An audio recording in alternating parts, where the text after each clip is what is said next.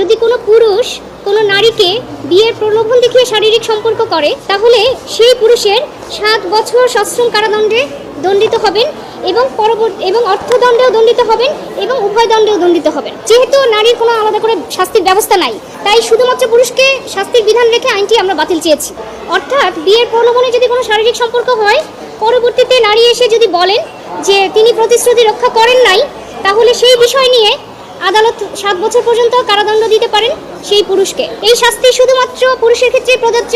এখন দেখা যেতে পারে একজন বিবাহিত নারী যিনি 2-3 সন্তানের মা, তিনিও দেখা যেতে পারে প্রতারণা করে আরেকজনের সাথে চলে গেছে, তারপরে বলবে আমাকে বিয়ের প্রলোভনে শারীরিক সম্পর্ক কেন করলো। এই বিষয়গুলি আমরা আদালতে তুলে ধরেছি যে শুধুমাত্র একজনকে দায়ী করে এরকম একটা ভেগ এবং এই ধরনের ডিসক্রিমিনেটরি একটা সেকশন, যেটাকে একটা লিগ্যাল উইপেন হিসেবে ব্যবহার করা হবে, এই সেকশনটা আনকনস্টিটিউশনাল। আমরা আদালতের সামনে সেই বিষয়গুলোকে ডেসক্রাইব করে তুলে ধরেছি যে এইভাবে হলে আপনি শুধুমাত্র একটা শ্রেণীর হাতে আরেকটা শ্রেণীকে শোষণ করার হাতিয়ার তুলে দেওয়া হবে।